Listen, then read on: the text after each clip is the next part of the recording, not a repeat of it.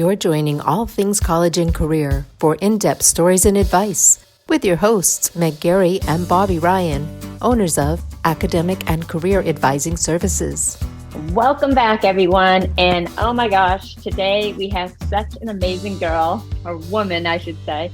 We're so impressed with her. She's got so much going on, and what a smart cookie on top of that, huh, Meg? No, she sure is. Yeah. We're blown away. But anyways, today we are interviewing Emily Steliotes. Emily has built a portfolio career and has expertise across food systems, STEM, sustainability, and career coaching. I mean, Emily's a real scientist. Science is a thing. Mm-hmm. Yeah, absolutely. So Emily calls herself actually a food systems scientist. That's right. And she leverages her broad expertise across the agricultural, food, and nutrition sciences to co-host a sustainable food podcast called Evolution Eats. You should all check it out. Yeah, for sure. Check it out. It's an awesome podcast, and Emily really knows her stuff. So she has also a career coaching business called College Iris, where she helps students, recent grads, and young professionals navigate the transition from higher ed to the workplace. Yeah, so given Emily's scientific background, her expertise is in working with clients interested in food, STEM, or sustainability-related careers. So if you're in need of some help in that area, Emily is a person to talk to. Yeah, she's definitely a person, and it's a growing and big industry. A lot of people are getting into it. It's an important industry. I mean, heck, we all need to eat, right? So absolutely. Thankfully, we have Emily's in this world. Okay, well, enough of our intro. Let's get on to our conversation with Emily. Let's do it.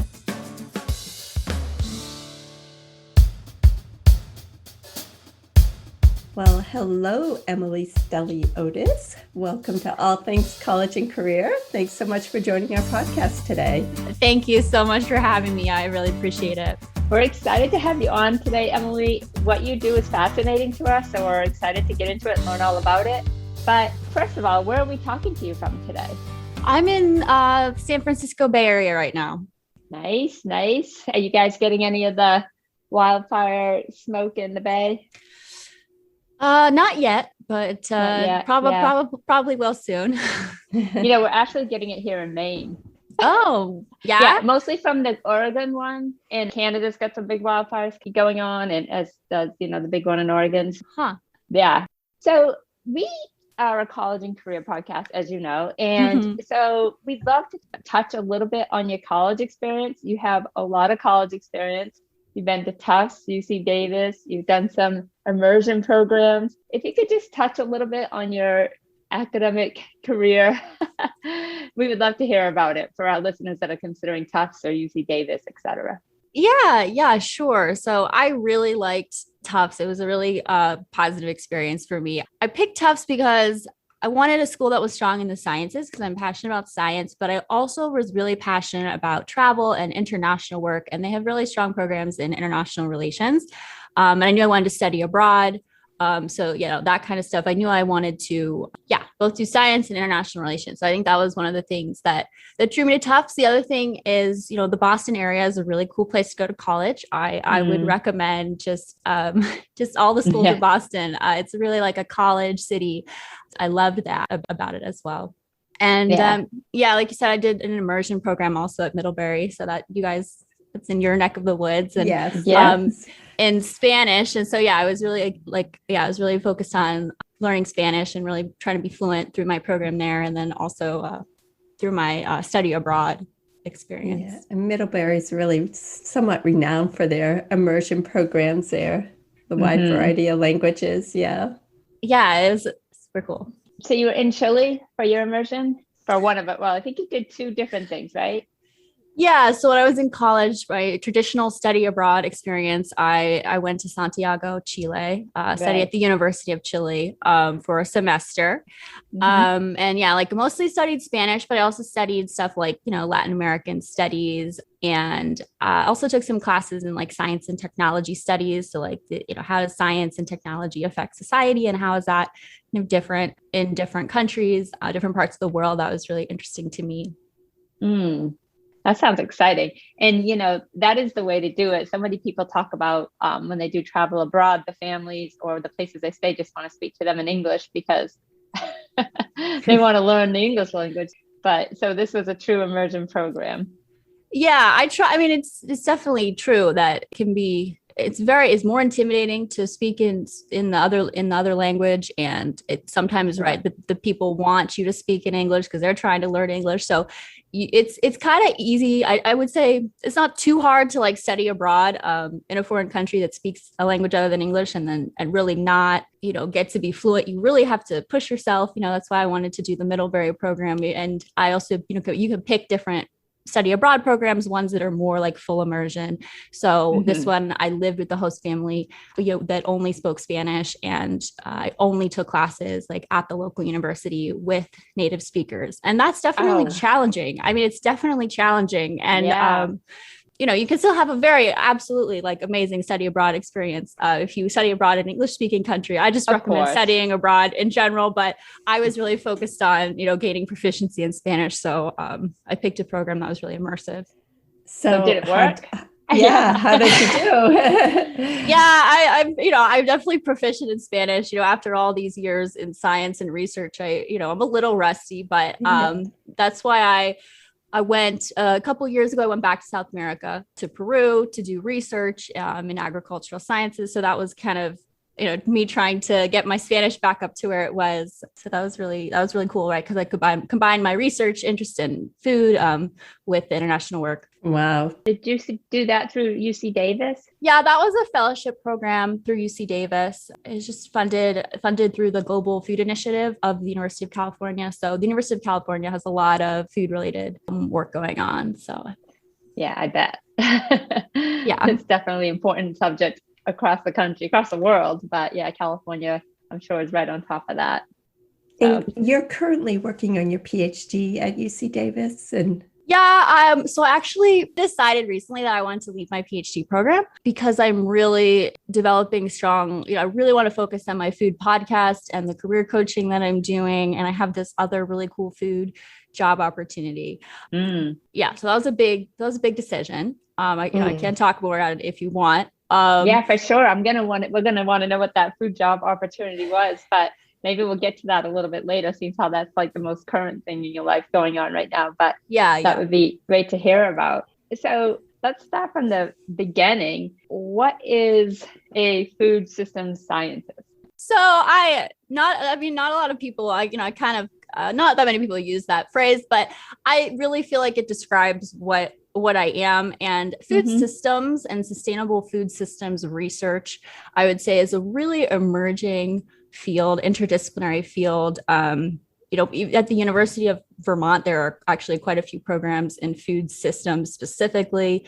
Then there's a lot of like land grant universities like Davis or Penn State, quite a few that have strong programs in agricultural sciences, food science, and nutrition science that are kind of creating new majors and new areas of research that are really interdisciplinary and can be categorized into what I would count as food systems. So I would say, what is food systems in general? It's, pretty broad. It's, what is from farm to fork, like from agriculture to nutrition, where the food is grown, how is it distributed, how it's produced, and then, how we consume it and how that affects our health. So I would say, it really spans all the way from like the production of food to the nutrition side of things.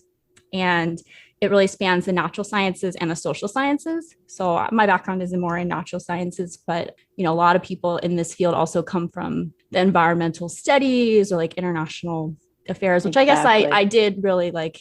I didn't formally study that, but I guess I was always kind of interested in that. So that sounds so interesting. There's such a broad range there. Is there an aspect to it that you're most captivated by or that you think is most important? Yeah, I guess I really like variety, I mean, I know that I'm a person that likes a lot of variety in my work, and, I've built like kind of a portfolio career, I would say. And I think what is most interesting to me is looking at the relationships between food and the environment, and then food and our health, and sort of the interdisciplinary, like complex relationships there. And that's what I think draws me to like a systems research in general. Right. So what are some of our biggest problems in reaching a sustainability, and basically, how's the US doing in general?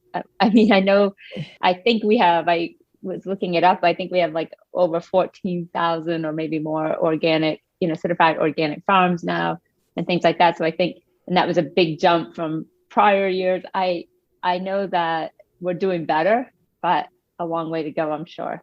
Yeah, that's pretty much what I would say. I think there's more, the fact that there's more programs in these, like there's majors now entirely dedicated to food science, food systems, which like there weren't, right. 10 years ago. So I think that shows a growing interest in the US. There's also, I would say, more funding dedicated to just in general environmental causes and sustainability because of, how urgent the climate crisis is. So I think that is spurring a lot of more research related to how food and agricultural systems affect our environment and how we can mitigate climate change. So I think, there's a lot of topics here, which is why I like to talk about it on my podcast. I'm so passionate about this that I feel like there's a lot you can dig into. There's a lot of discussion here. But yeah, in terms of a broad overview. I mean, you could have a whole podcast talking about almonds growing in California and whether that's a good idea or not.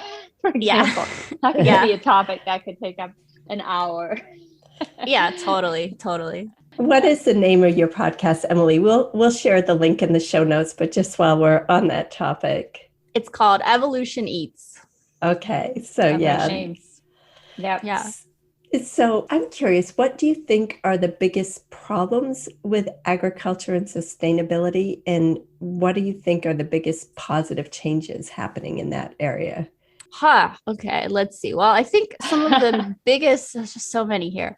Quite a bit of debate, discussion around this, but I definitely think industrial animal agriculture is something that, we've seen has a negative effect on climate. And so trying to make sure that animals, and also just like ethically, right, that animals are treated better. And there's a lot of methane that can be released from cows and things like that.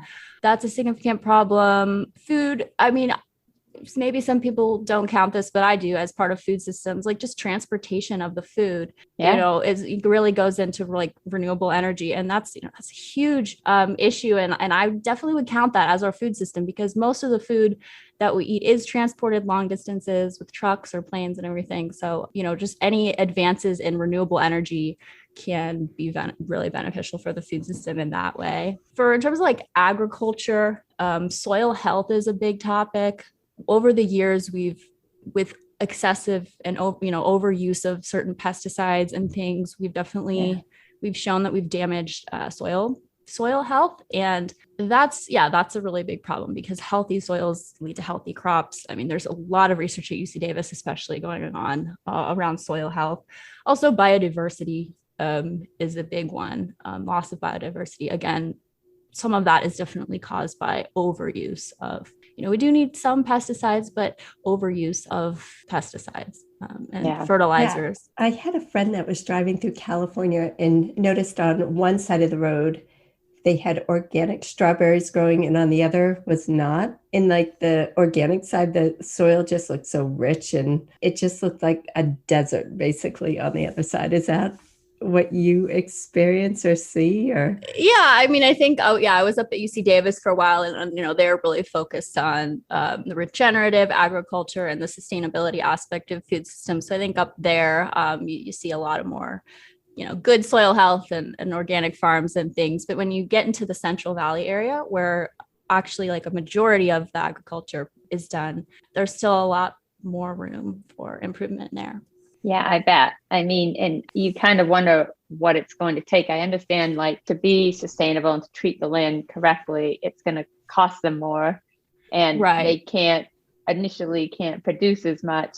So yeah, it often comes down to money, like so many things. But I think for things to really change, either the consumers are going to need to demand that's the only way they'll eat, or there have to be regulations. And, and you have some sympathy for them too, because they have to keep their farms going and we need them. So It's a whole crazy, well, these are all the things you study. It's a whole integrated, crazy system. Yeah, definitely. I mean, yeah, the role of industry and policy and regulations are really, really complex.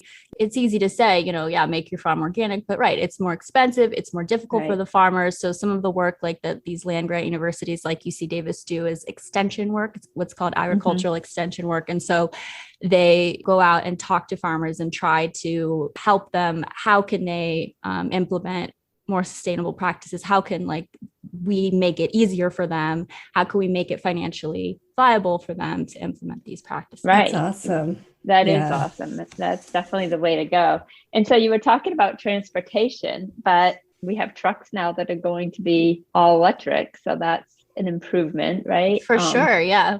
Yeah. Now, I don't know where we are with that. I think, Meg, you were telling me about this actually, Meg, that they're actually now having huge 18-wheeler. Wasn't it you telling me? I know there's a lot. I've been reading some research that there's a lot of, some larger companies can't wait for these to come on board because of the cost savings to them. So there's definitely a drive to driverless, all electric, but I don't want to share too much because I'm not by far, far from an expert in that area. Yeah. Right. So, and you never know if your reading is, completely right. accurate. If you right. So Google it, people, bottom line. But no, but I did just want to circle back to my question about, is there anything you're excited about, a positive change or things we can get to look forward to that is coming down the pike? Oh, yeah. Find out what we can get excited about right after this quick message from Meg. Thank you, Bobby. I just wanted to quickly break in here to share. I am now an FCD instructor, so if you would like to become a certified career counselor through the NCDA, I can now make that happen for you. I also offer career coaching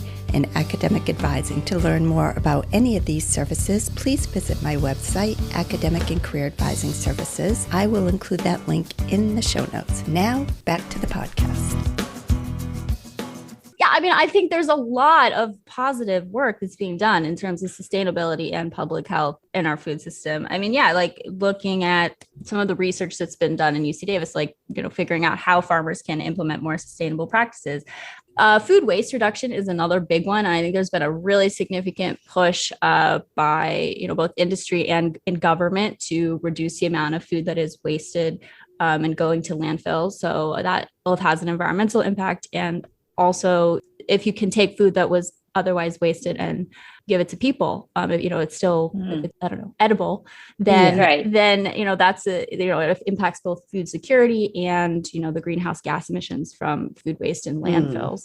So that's a really big one that I think there's been a lot of emphasis on because it kind of benefits both industry and government. So I think that's why there's positive progress there. Yeah, makes total sense. Yeah, you see those situations where restaurants and grocery stores are just throwing out a ton of produce. Yeah, it's soul crushing. I mean, when it's perfectly good still. Right. Yeah. So you were mentioning the treatment of animals. That's something that's kind of near and dear to our hearts, especially Bobby. She follows that a lot.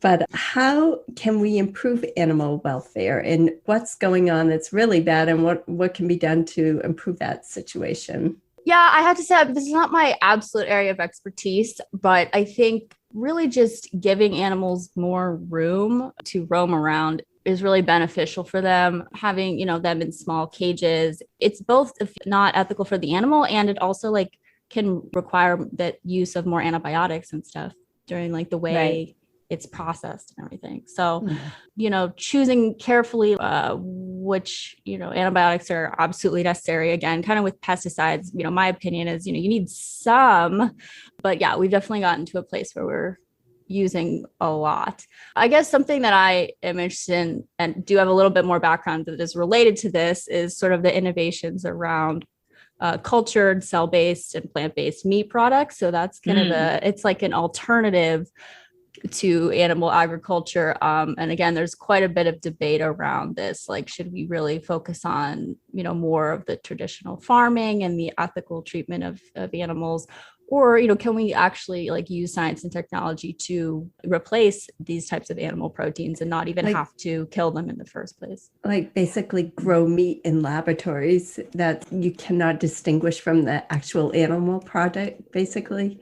Yeah, exactly. Yeah, exactly. That's what, cultivated or cell-based meat, you can literally take cells and grow biochemically identical meat to real animal meat. And we're really at the beginning of that. There's a couple companies that are in, the Bay Area. I'm in the Silicon Valley startup world out here. And so out here, it's a really big thing, but it's definitely not widely available yet, but I think it will be in 5 to 10 years. Wow. I mean, that's exciting for me. I know to you said there's a debate around this, and I'm sure there is, but for me, it's so black and white. Like, let's not be killing the animals. And I mean, there's so many reasons not to farm animals, but if we're going to do it, there's better ways to do it. I was just curious if it would also be better for the environment if we did it that way. Yeah. I think you can generally make that claim. There's definitely studies that show that, the methane gas from cows has a significant impact on climate change.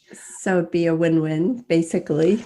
Yeah, I guess, right. I guess that's what I know more about, right? As opposed to, I mean, I do think there's a lot of people trying to create ethical animal agriculture, but with my science background and kind of being in the tech space, I'm a little bit more excited about the cell-based meat. I'm really excited about that. Just when Beyond Burgers and Possible Burgers came out, I mean, that was huge. I mean, I haven't had a burger in 20 years, but but when I have an Impossible Burger, I feel like I'm eating a burger. I'm sure anybody, like, we had a cookout and one of my friends' husband, one of my friends, he got an Impossible Burger by mistake, and he just thought it was a horrible hamburger.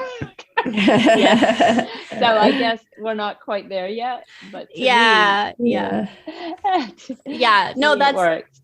Interesting. Yeah. So like the whole space, I would say, is typically called alternative protein. And so then there's like Impossible and Beyond, which are already available. That's like plant-based. Right. But then, so we haven't gotten to the place where we're actually creating it identical to the animal cells. I know. And I'm excited about that. I mean, if it's identical, it should taste identical. Yeah, and I do like the taste of meat. I am excited for that. And I can tell, like, Impossible is okay, but you can tell it's not exactly meat. If you're a meat eater, that's my opinion. Right. No, for sure. But it's exciting to think that we can have meat that there was no suffering and there's very little environmental impact and things like that. That's pretty exciting to me. And yeah. So I think the answer is going to be yes, but are there a lot of jobs in this industry for people that might be interested in following in your footsteps? Yeah, definitely. I think, right. Like I said, even 5-10 years ago, I think there were fewer jobs, and I think there is increased public awareness around the food system and the role that food plays in, health. I mean, I think there was more public awareness on the health side, and now we're increasing awareness more on the environmental sustainability side. I do think that because of that public awareness, there's, going to be more funding and more jobs in this area. Yeah. Awesome. So what sort of advice do you have for our listeners that are interested in getting into a career in agriculture, food, nutrition, food science? Where should they begin? And where is the best place to get their training? And like, how should they go about it? Yeah. So I think maybe I mentioned like land grant universities before. So I would, honestly start with, if you're still in high school or in looking at colleges, I would try to look at those type of universities because they tend to have strong programs in food related sciences and food studies, because originally they were agriculture schools in a way. And so, yes, a couple of those off the top of my head, right? Like Penn State, University of Wisconsin-Madison, I think University of Vermont, is that, I think too, North Carolina, Purdue, like North Carolina State has programs there. I mean, I went to Tufts, so Tufts is technically not a land grant, but it has a really strong graduate programs in nutrition and food systems. So that's another one. I believe we could add UNH to that list. I'm pretty sure it's a land grant university. Oh, UNH, yeah. But thank you. I think having a specific list is so helpful to listeners. So I appreciate that. And I'm sure there's more out there, but that's a good place where you can begin. And that makes a lot of sense. Just searching out for a land grant university and, starting there, obviously they're already invested. So that's great advice. But is there a certain program, or is it just any of those agriculture, nutrition, any of those programs all lead kind of in the end to the same area? Yeah, I would say the second one. Yeah. I mean, I know, again, because I think it's a pretty interdisciplinary and emerging field. I know other people in my field who studied, like political science, environmental science, and I started on the nutrition side. So I really think anything in pure, you don't even have to go to, you don't have to go to a land grant university. I didn't, you can go to just any school and study anything in natural or social sciences. I think something in pure or applied natural or social sciences, which is pretty broad, will lead you here. So, anything from, nutrition and biology to environmental sciences to political science, international relations. The food system is so interdisciplinary and complex. And, that's why it's exciting to me. Or maybe a combination thereof would be the ideal scenario. Yeah. There are some colleges where you can like create your own interdisciplinary major, or, do some sort of combination of minors. That might be cool. Yeah, definitely. Do you have any tips for young people that are considering this path of ways they could just get experiential learning experiences or try it out before they do this big investment of time and energy and education? Yeah, I have lots of things. We could just start with some of the things I did. So when I was in high school and college, I did some volunteer work at in nutrition, education, and healthy food access programs. So there's a lot of stuff around that is pretty easy to get into. Just volunteer. There's also this program, I don't know if you've heard of it, called WWOOFing, Worldwide Opportunities. Yes, yeah. We had a niece that did it that. Yeah, we had a niece. Yeah. Did it in Italy, yeah. Yeah. So if you like traveling and you want to have some experience working on a farm, that's a kind of a cool thing to check out. I would say, internships, like a lot of, like most fields, I think internships in government at the USDA, maybe the FDA, internships at international organizations, International Food Policy Research Institute is doing some cool things.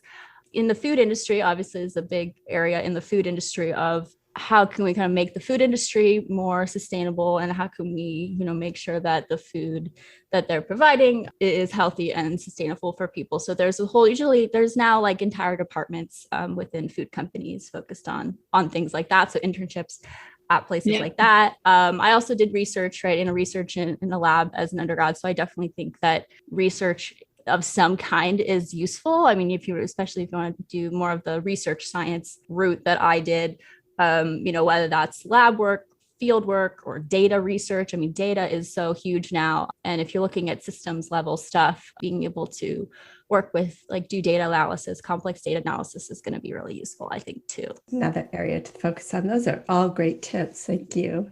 So in your work, what would you say are some advantages and drawbacks of the job? Yeah. What are the frustrations? What are the high points? So how about disadvantages first? I think maybe it's so you can end on a high note. I think I think it's still pretty niche, emerging, interdisciplinary. So maybe people won't know exactly what you're talking about when you say you want to do food systems research. Right. But, that's an advantage if you like to be on the cutting edge of stuff. And I think it can be a bit political. Depending on where you end up in this kind of work, because people just have really strong opinions about food, because it's just such a cultural thing. And so I think, trying to create food policy is a challenge, from research. That's an area I've been in, and it can be a little bit, political, and there's a lot of contentious about should we be, should we be creating this cell-based meat, or should we maintain traditional farming practices and just make them more sustainable? That's a big one. Right. Let's see. Both. Well, right. That's going to happen. Both is going to happen. Yeah. At this point, it's both's going to happen. Absolutely. The cultivated cell-based meat stuff is going to happen because there's a lot of industry backing that. So that's definitely going to happen. And if I were to guess, I would say that's going to be the predominant one in the future. But there's still enough people that are really passionate about local farms and local farmers markets to keep that alive as well. So it will be both. It will be both. I think definitely an advantage is most people I know in the field are really passionate about this work. If you're someone that's really mission driven and really cares about healthy and sustainable food systems, I think it's a privilege to work in this field because you usually, you get to work on something that you're really passionate about. You can feel like you're making the world more sustainable, and feel like you can go to bed at night knowing you're doing your part to make the world a better place. Yeah.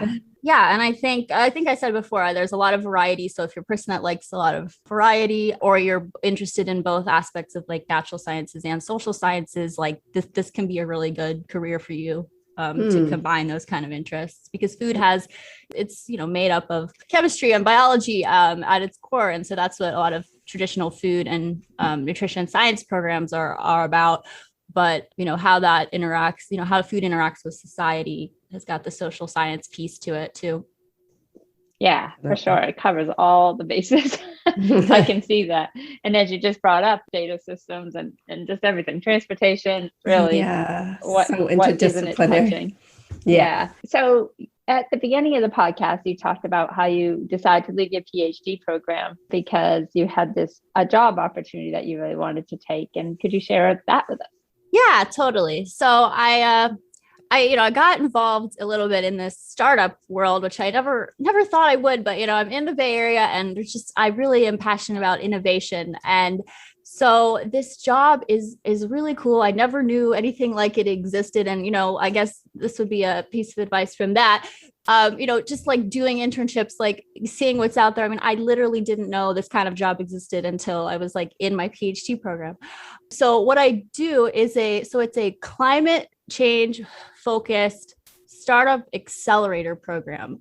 So it's a nonprofit because it's funded by the US government, but it also has that like startup innovation piece. So basically, and I'm working on the food and ag companies because that's my background, but they do lots of different kind of climate related companies. So basically I use my science and my analytical skills to review the new like the science and the technology behind these new food and ag companies that have a significant climate impact in one way or another. And ultimately just like work with other people to decide whether we want to help these companies grow, help invest in these companies. So it's an accelerator program, which means we both provide funding and we provide like coaching, business coaching and support to these early stage startups that are really trying to make an impact on climate in one way or another. And like I said, I do the food and ag companies, and we really focus on, because it's nonprofit, we have the privilege of being able to focus on solutions that industry doesn't necessarily care about as much. So we can invest in different kinds of things that are really beneficial for the food system. So we're looking at, like soil, we do like all kinds of stuff, like all the stuff that I've talked about, but I really like it because, it's a nonprofit, but I also get to be kind of at the cutting edge of food and agriculture. So sounds really exciting. It does. That sounds so cool. So, so you'll have companies come to you, like especially in your department, which is the food and nutrition and food science, and talk to you about their idea of how they can improve whatever sustainability or whatever it might be. And you guys decide if this is something that should be funded. And also give them ideas on what they can be doing, like coaching them along. And fantastic. It's not quite as that early stage, but that's the idea. So usually the company needs to like have shown us that they have customers and they have some traction. And so we kind of help them get to that next stage so that they can scale their impactful climate solution, whatever that is. So basically a prerequisite is that they have to be working towards, sustainability and not impacting the climate in a negative way. So that's kind of a prerequisite to getting funding or working with you. Yes. Because there is, venture capital, it's kind of venture capital, but not really, because venture capital is usually privately funded and, the companies will get, like the organization gets money themselves when the company succeeds. But in this case, the money goes back to the nonprofit and we invest in future entrepreneurs. Venture capital with a purpose. Do you feel comfortable sharing with listeners how they can get in touch with you if they are in this arena? Yeah, totally. pretty active on LinkedIn. So you can look me up on LinkedIn. That's probably the best way to get in touch with me. But yeah, I'm happy to share my email. It's just my first and last name at gmail.com. Okay. And we'll include that in the show notes. But yeah, I did have one other question, kind of circling back a little bit. You mentioned that you're really interested and concerned about the health of our food, how, food could be detrimental to our health, basically. Yeah. So just curious, what are you most concerned about in that arena? Yeah, that's where I started, right? I had a nutrition degree. I have a master's in nutrition. So that's actually where all of this started before I even got into the sustainability aspect. Yeah, I'm concerned in general that we eat too many overly processed foods. I think that's a big one. Yeah. And just eating more variety in our diet. I think it would be both good, from an agricultural standpoint, agricultural biodiversity, and for human health. So, right, there's a lot of research in nutrition now around the gut microbiome. And so I think that has shown that variety in our diets is really crucial for long-term health and healthy aging. So would you say the most important thing for our listeners is to avoid processed foods? Yeah, I would say, highly processed foods. I know as a scientist, I sometimes quibble with the words because, even cheese, is mildly processed. But yeah, very overly processed foods, especially highly processed meats, are definitely in excess, are detrimental. But I guess my philosophy is definitely one of moderation. I think I don't want to tell people not to eat something ever, try to focus more on, whole plant-based foods. That's the traditional recommendation. Yeah. If you can mostly do that, and then you slip in some processed food here and there, it probably won't be as detrimental to you. You got to have a Dorito once in a while. So and a hot dog. No. And a hot dog. But anyway, you wear a few hats. You have the podcast. Obviously, you are heavily into food science and sustainability, but you're also a career coach. Can you talk to us a little bit about that hat you wear? Yeah, so actually that is another thing, right? So when I started my PhD program at UC Davis, I absolutely also totally don't regret that, because first of all, it opened up this amazing job opportunity that I just told you about that I would have never found. Right. And it opened up this whole other area, which is career coaching. And it opened that area up because I got a teaching assistant position with this program that does career development within the College of Agricultural and Environmental Sciences. Mm-hmm. So I worked there for 2 years teaching students, transfer students and first year students, so in the College of Ag and Environmental Sciences, career development techniques, how to, guys are experts, right? How to network and, write resumes, cover letters, all these types of, developing professional skills. So I got really passionate about that. I really enjoyed that. Yeah. And so I felt like it was something that on a daily basis, I really enjoyed doing. So I felt like I needed to pursue it more. So yeah, I ended up getting, certified as a global career development facilitator. And so that was another thing that came out of my UC Davis experience where I got all this experience in the career development field, and specifically working with science students and people interested in food and sustainability. And so in terms of my career coaching, that's where I feel like my expertise is. So anybody that's interested in these, realms within STEM or sustainability or, food careers of any kind, I feel like I'm a really good person for that, if you want career coaching in any of those fields. Yeah. So how should they get in touch with you, Emily? Just via LinkedIn? Is that the best way, or your email? Yeah, email and LinkedIn is the best way. Okay. So I'm wondering if the fact that you're bilingual helps you at all in your career, either the coaching or sustainability, or do you get to use your second language? Not as much as I would like to now, but I plan to. There's lots of ways I can integrate it. I think, career coaching, international students is an area that I'm, interested in. Right. Exactly. For example. And when I did some volunteer work with food security and, on farms, there's pretty significant Hispanic population. So I feel like I get to use it in that context as well. Yeah, I bet that comes in handy for sure. That's awesome. So should we move on to the quick questions, which is how we end our podcast? I think Each so. time. Yeah. Okay, Emily, here we go. What is something you consider yourself to be bad at? Bad at? Yeah, bad Honestly, I'm still pretty bad at public speaking. I'm working really hard on it. But yeah, I was really shy growing up, and that was something that took me a lot of work to get better at. So that's why I've tried to do things like this, like the podcast, because it's it's a little lower pressure than in front of an audience, Right. So right. Yeah, getting up Definitely. in front of an audience is scary, especially if it's a hostile audience. That's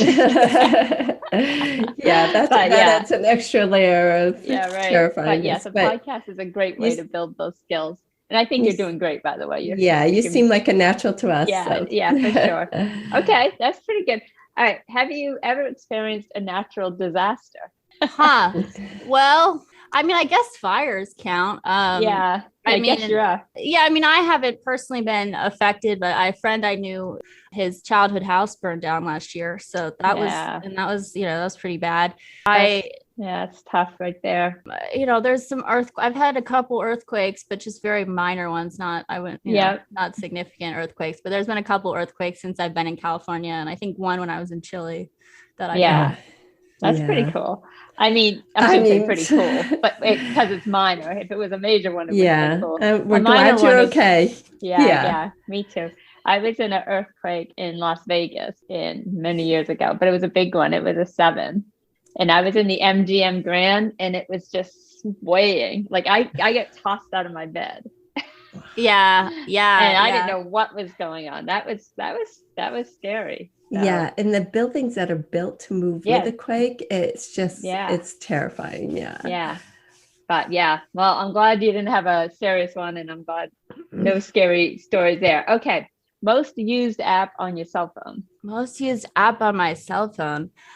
I use this app called Habit Bowl, and it's just good for like productivity and like, building new habits and goal setting. I'm really interested in that. So you can kind of like, you can try to build new habits, and, I'm really passionate about like personal growth and personal development. So I try to like push myself out of my comfort zone. Habit Bowl. Yeah. I'm going to have to check that out. So like, give me an example. I mean, it's not that complicated. I mean, I got it a long time ago. There's probably like other ones maybe that are better by now, but it's just, you can create, goals for yourself, and you can say whatever you want. Like, I want to, do this 3 times a week. And then, you get, you can check it off. You get little rewards. Reminders and things. It retracts like how well you're like progressing toward your goals. That's cool. Work really well with career planning and development. Yeah, for sure. Okay. What movie could you watch over and over and over again? Oh boy.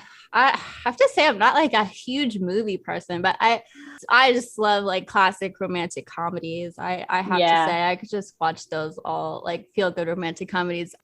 I really liked Friends with Benefits, that one with Mila Kunis and Justin Timberlake. That was a good one. That was a good one. Those two were great. For me, I love Almost Famous. I don't know if you ever saw it, but I love that. Kate Hudson was in it. And for some reason, I can watch that over and over again. I think I've watched it like 4 times anyway. Yeah. All right. Did you have a nickname that you hated or maybe loved? My really good friend in high school calls me she used to call me Otis because my last name is Steliotis, and I didn't really like that very much, but it was all like in good fun. So right. She was a friend, and that's not too bad. Some nicknames can be pretty brutal. No, it's not that bad. No, it's not that bad. Who is someone you look up to? Oh, this is gonna sound really cliche, but I really look up to my mom. She's really, I don't know, if she was a successful like lawyer businesswoman, and I feel like she really broke a lot of barriers for women. She does a lot of work with diversity and inclusion at her company, and I really admire that about her. Yeah, I admire that too. Way to go, Mom. Yeah, kudos to Mom. Shout out to her. It might be cliche, but if that's who it is, that's who it is, right? You can make this stuff up. Okay, what was your first job? My first job, I guess, was a lifeguard. Oh, really? High school. Yeah, because I swam growing up. So yeah, that was my first paid job. Yeah. Well, you know what? That was my next question was, did you play a sport or do you play a sport? So you were a swimmer? I was a swimmer. I also played tennis a lot. I did do lacrosse too for a little while, but swimming and tennis are my sports of choice. What events? What's your event in swimming or events? I did the 200 freestyle. I think that was my main event. So kind of like mid long distance freestyle, and the 500. I also did the 200 IM mostly because people didn't want to do it. And I guess I kind of like the variety of it. But it's hard because you have to be really good at all the strokes. So yeah, if you don't know swimming, that's all 4 strokes at once. Yeah. But the butterfly is tricky. Yeah.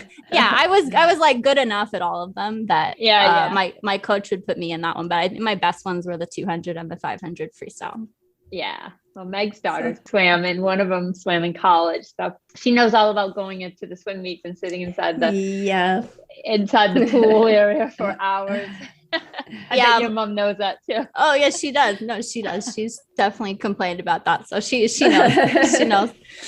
At least it's warm. That's what I could say. Because my kids, half their sports, I was freezing all the time watching. So definitely, I could never. To Megan, at least it's warm in here. I don't know how my daughter did the early morning swims in college because I kept that pool so cold, and that she would get up. It'd be pitch dark out in Vermont, walking across in the snow to go jump in this freezing cold pool. I just think I would die. I would die too. I can't even think about it without dying. Yeah. All right. Who was your teenage heartthrob? My teenage heartthrob, like celebrity heartthrob. Oh, well, I really liked Gilmore Girls, so I think Jess from Gilmore Girls probably, but Milo Ventimiglia, I think his name is. Yeah, I don't know it is Milo. Yeah, and he was very cute. We watched it's so funny because my husband's daughter says, "Oh, you have to watch the Gilmore Girls," and I'm thinking my husband's not going to watch the Gilmore Girls, but we did. We watched all the seasons through the whole thing. The dialogue was great. And he was definitely a cutie. Okay. A fashion trend that you rocked. I loved fashion. I love clothes. I was all about that. Let's see. I think I like to do, and I mean, I guess this is probably out now, but when I was in high school, like belting dresses and belting skirts was all the rage. And I like that. Yeah. Oh yeah. Yeah. I don't know if it's in or out because I'm never on top of the fashion trend.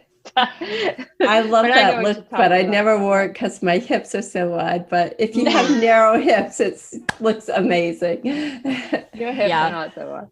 All right. That's a whole nother podcast. No, that's a whole nother podcast. Exactly. All right. That's it, Ashley. Emily, that was 10. Way to go. Thank you. You made it to the gauntlet. Yeah. Well, Emily, thanks so much for coming on today. It was really fun to learn about food science and sustainability and health and food, and just in your career coaching business and your new job. So interesting. And I'm sure our listeners are going to have a big takeaway from this. So thanks for sharing all your knowledge and coming on. Thank you. I really appreciate you having me. I don't know. I guess as the last thing, I'm really passionate about personal growth. And I think, I want you to, no matter what you're interested in, you can keep learning, you can keep building skills. Like growth mindset is so important. Like I said, I still, struggle with public speaking, but, I'm on this podcast, I'm putting myself out there, and you can do that too.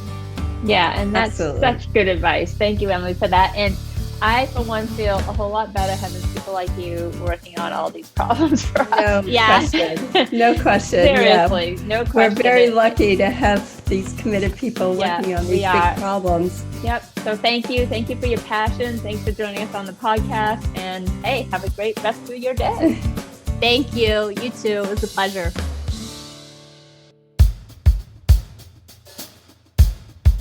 That was a great conversation. Thank you so much, Emily, for coming on the podcast and sharing all your incredible knowledge. I know a lot of listeners will find that information valuable. So thank you very much, Emily. Yeah, you were awesome, Emily. We really enjoyed our conversation. Thank you for being on the podcast. And if you enjoyed what you heard today and you like listening to podcasts about people's career choices and how they get there, please subscribe to our podcast. We really appreciate it. Every subscription really helps us. Also, if you could rate, review, or comment, anything like that really gives us a boost and helps us out and helps other people to find our podcast. So we appreciate you listening and helping us out. Yeah, thank you, everybody that does tune in to listen and refers us or subscribes. Thank you so much. We appreciate each and every one of you. Well, thanks again for tuning in, everybody, and want to just say a goodbye for this season. We'll see you for season 4. Yeah, we'll see you for season 4 in 2022. Absolutely. Until then, have a great rest of your year and keep on keeping on. Take care, everyone. And this has been an Academic and Career Advising Services production.